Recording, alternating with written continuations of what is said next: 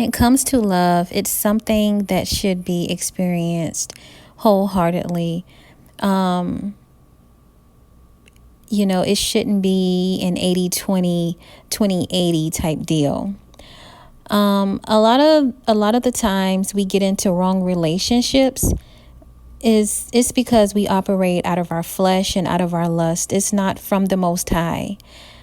People make fun of the Bible, but when the Most High say not to fornicate, wait until marriage, he's correct.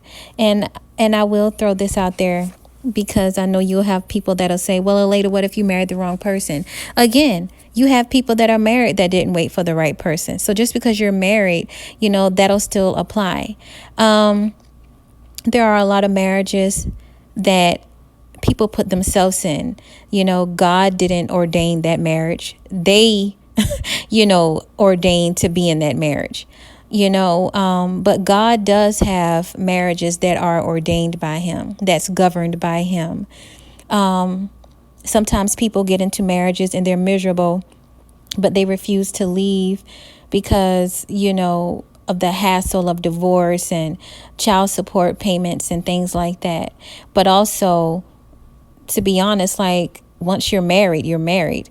You made that commitment, you made that bed, you have to lay in it. But I mean, whatever floats your boat. When I say it's best to wait on God, it's best to wait on the Most High because he knows what's best. You have some men and you have some women, they try to force someone to love them. You can't make anybody love you. You're abusing yourself by doing that. For example, it doesn't matter how good you make love. It doesn't matter how good you, give head or whatever you do, the way you cook, the way you clean. It doesn't really matter. If someone doesn't love you, they do not love you. And I think both men and women need to understand that. Okay, this is the thing. Every man has his own Eve and every woman has her own Adam. For when it comes to the brothers or just men in general, every man has his own rib, his own Eve that's out there. But if you trust in the Most High, a lot of the hassles of child support and divorce and crazy baby mamas, all of that can be avoided. Same thing with sisters. You have good women who have children, who have children by the wrong men too. It's not just the brothers. I know single mothers, they get bashed a lot. But, like, for example, in my case, I was a virgin. And I was a good woman to my child's father. He'll tell you that to this day, that man still loves me. But it just didn't work out. He still loves me to this day, but it just didn't work out because he wasn't the man for me. You cannot force something to work that's not of God. He was not the man for me, and I was not the woman for him. That's why he didn't appreciate me when I was in his life. Again, I think it's best to wait on the Most High so you can avoid a lot of mistakes. There's a lot of children being born out of wedlock. There are a lot of children that are suffering because of the decisions that their parents made, and it's not right and it's not fair to the child. Every child needs both mother and father and the Most High. That is the correct order and the correct the correct structure that the Creator desires for a family. The Most High loves family, the family unit, specifically one that's governed by him.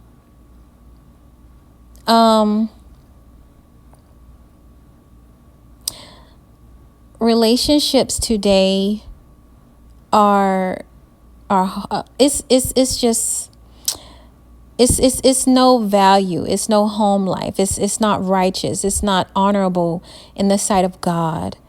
People really disrespect marriage these days.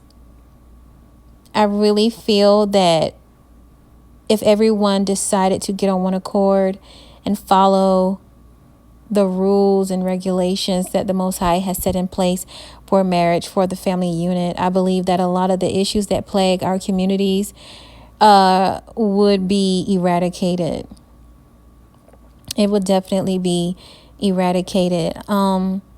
The baby mama and the baby daddy culture is glorified, and I know it's glorified on purpose because, again, whatever it takes to keep our community in shambles, they'll do that. When you look at rap music and you look at these black female rappers and how horror culture is promoted, F my baby daddy, blah, blah, blah. I mean, it's horrible. You know, it's really like black people are living in a horror film. It's ridiculous. And then when they're ridiculed, you know, they don't want to hold any accountability. They look at you like you're the one in the wrong. It's like everything that's wicked is being glorified. It's being praised. Everything that's against God is being glorified and it's being praised.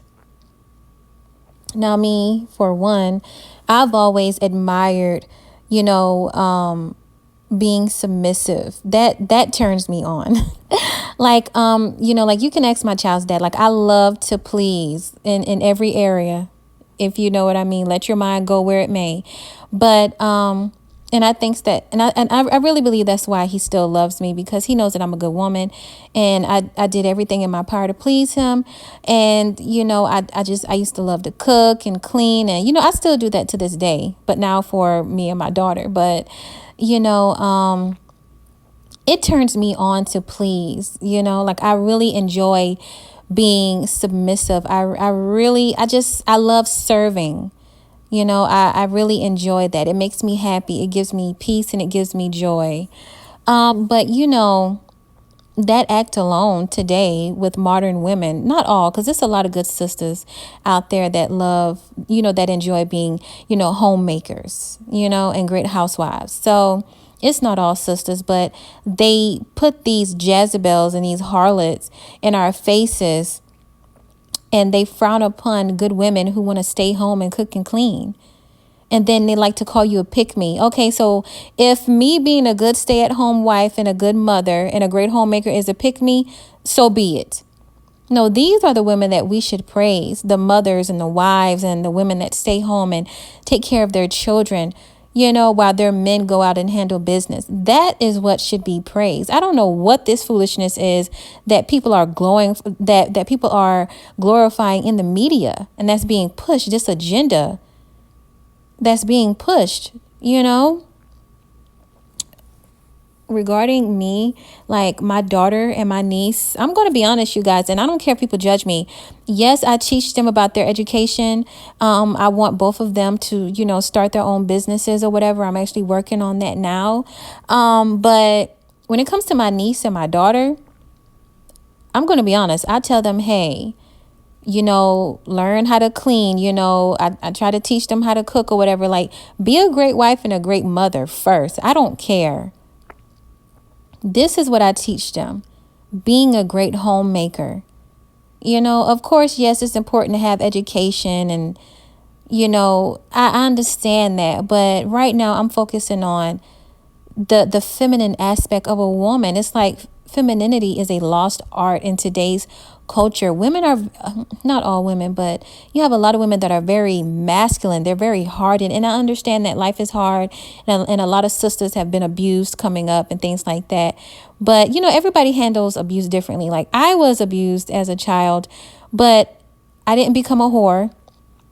And I didn't become masculine or hardened. Like, I'm a very feminine, a very sensitive, soft woman, you know. So I guess abuse affects everyone differently, you know. So I understand it's a lot of hurt with our women and our men, because you have brothers who have been abused, and it makes them, I made a video on that talking about our men. Like, for example, when you see a lot of these young brothers in gangs, it's because they're angry. They probably didn't have a father, grew up with a bitter single mother or a struggling single mother, and they just want to fit in, and they get these guns, they join these gangs because they're angry, they're probably touched, you know. So, I mean, it's just a lot. Our community needs healing at the end of the day. And the only way that our community will get healing is if we put this stuff out in the open and we talk about it and we love on one another. Let's stop the hate. Let's stop the violence. Let's stop the gossip, the backbiting. You know, let's stop the hate and let's just love on one another. Let's submit ourselves to the Most High and what's right. But again, you know, we need to flip this thing around. Let's stop glorifying, horrorism and thought culture and going from woman to woman, going from man to man. No, let's celebrate the family unit. Let's celebrate the family unit. Children need both parents. Children shouldn't grow up in a single family home, with just a father or with just a mother. No, children need that balance of masculine and feminine energy that's ultimately ruled and governed by the Creator, by the Most High. So I'll probably make another video that's related to this topic. But before I end this, to go back to my original point, because I know I go all over the place, you guys. Please forgive me. I apologize for that. But yeah, it's true. You cannot make anybody love you. And the reason is because you're probably with the wrong person, or you're probably arguing every day. You're trying to make them into someone that they're not. And, you're trying to force them to be something they're not. It's because that person is not for you. Let me tell you something. The person that God has for you, you're going to fit like a glove. You're going to match with that person perfectly. Do you hear me? So I don't want men and women to think that they have to force someone to love them, or they have to force someone to do right, or something like that, but whoever is for you, that person is for you, and you will know when you meet your person. It would feel right. You guys will just fit like hand in glove, But I do wish, nothing but the best for everybody. I do love everybody, and I want to see everybody happy, because it hurts me when others hurt. I'm a very sensitive person. I don't want to see anybody crying. I don't want to see anybody in unhappy relationships. I don't want anybody struggling or going through pain, heartache, and trauma, because it affects me very deeply. And I was telling God that before I started recording this. I said, I was like, Most High, I don't want to see anybody hurt. I want everybody to be happy. I want everybody to do right by you, but I want people to be happy. I want everyone to feel loved. I don't want anybody to be miserable. I just want everybody to be happy. I love you guys. Good night.